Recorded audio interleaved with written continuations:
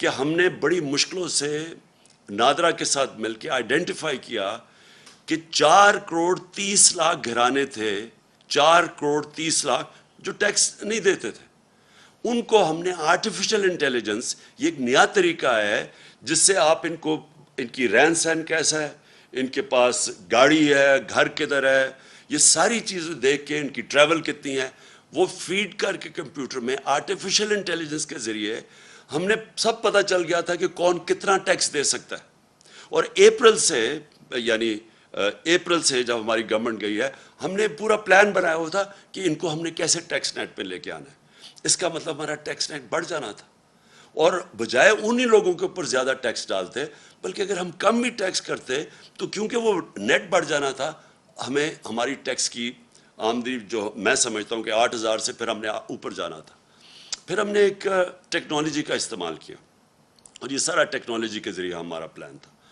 ہم نے جو ٹریک اینڈ ٹریس سسٹم ہے ایک، یہ جو بڑی ہم نے دیکھا کہ شوگر انڈسٹری کے اندر جب تفتیش کی تو جو شوگر انڈسٹری کے اندر کئی ملز 70% صرف ڈکلیئر کرتے تھے اپنی سیلز ٹیکس کے لیے کہ کتنی انہوں نے چینی بنائی ہے، باقی 30% وہ آف بکس بیچتے تھے، یعنی اس کے اوپر سیلز ٹیکس نہیں دیتے تھے. اس کے لیے ہم ٹریک اینڈ ٹریس سسٹم لے کے آئے کہ ایک ایسا سسٹم ہے کہ اس کے ذریعے ہر بوری کے اوپر وہ لگتا ہے، تو بیٹھے ہمیں پتہ چل جاتا ہے کہ کتنا انہوں نے پروڈیوس کیا اور کتنا وہ بیچ رہے ہیں. یعنی یہ جو چوری ہے سیلز ٹیکس کی، اس کو ختم کرنے کے لیے سسٹم لے کے آئے تھے. 20 انڈسٹریز کو ہم نے چنا تھا، 3 پہ ہم شروع کر دیا تھا ٹریک اینڈ ٹریس سسٹم، اور ہمارا پلان تھا کہ 20 تک ہم پہنچیں گے. تو ہم نے جو اپنا ٹیکس تھا اس طرح بڑھانا تھا، ٹیکس کی چوری کم کر کے. پھر جو ریٹیل سیکٹر، دکانیں جو ہیں، اس وقت جو دکانوں کا جو ٹوٹل دکانوں کی جو پیسہ دکانوں سے بنتا ہے، یعنی جو ان کا جو ٹوٹل ٹرن اوور ہے وہ 20,000 ارب روپیہ ہے، اور جو ٹیکس دیتی ہیں دکانیں وہ صرف اس میں سے 4,000 ارب دیتی ہیں. تو ہم ٹیکنالوجی کا استعمال کر کے باقی دکانوں کو بھی ٹیکس نیٹ میں لانا چاہتے تھے. تو کوشش کیا کر رہے تھے کہ ٹیکس نہ ہم بڑھائیں، ہم ٹیکس بیس بڑھائیں اور اس سے ہم پیسہ اکٹھا کریں، اور انشاءاللہ اس پہ ہم ٹارگٹ پہ جا رہے تھے اللہ کے فضل سے، جس طرح ہماری ریکارڈ ٹیکس کلیکشن ہوئی. اور کیونکہ ہم نے بوجھ نہیں ڈالا اپنی انڈسٹری کے اوپر، ریکارڈ پرفارمنس تھی ہماری انڈسٹری کی، ہماری ریکارڈ ایکسپورٹس تھی. ٹیکسٹائل نے ریکارڈ ایکسپورٹس کی. ٹیکسٹائل سیکٹر جو بند ہو رہا تھا جب ہماری گورنمنٹ آئی ہے، اور پوچھ سکتے ہیں فیصل آباد میں، وہ ٹیکسٹائل میں مزدور نہیں ملتے تھے ٹیکسٹائل انڈسٹری کے لیے، اور اس لیے وہ آگے جا رہی تھی. تو انہوں نے جو اب سٹیپس لگائے ہیں، یہ جو ہماری ساری، اور زراعت میں بات کر رہا ہوں کہ ریکارڈ پروڈکشن تھی، 4.4% پہ ہماری زراعت بڑھ رہی تھی. اور یہ ساری چیزیں، یہ میں نہیں کہہ رہا، یہ پاکستان کی اکنامک سروے کے اندر تھی.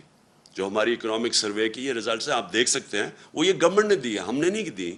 اس گورنمنٹ نے جو اکنامک سروے ہے اس کے اندر یہ سب کچھ لکھا ہوا ہے. سروس سیکٹر بڑھ رہا تھا، انڈسٹری بڑھ رہی تھی، زراعت بڑھ رہا تھا، آئی ٹی ایکسپورٹس بڑھ رہی تھی، جو فیوچر ہے پاکستان کا ٹیکنالوجی کی، آئی ٹی کا، جو ہم نے بڑے انسینٹیوز دیے تھے. تو ادھر سے انہوں نے آ کے، جب سے یہ آئے، پہلے تو پھر سے میں کہتا ہوں تیاری نہیں تھی، مارکیٹ کو پتہ چل گیا ان کی تیاری نہیں ہے، روپے تیزی سے گرنا شروع ہو گیا. 178 روپیہ ڈالر تھا جب انہوں نے نو کانفیڈنس موشن کی، اس کے بعد وہ گر کے آج 210 212 کے قریب ہے. اور اس کی ابھی اثرات آنے ہیں. میں پھر سے آپ کو کہہ رہا ہوں کہ جب روپیہ گرتا ہے تو اور جتنی چیزیں باہر سے لیتی وہ اور مہنگی ہو جاتی ہیں.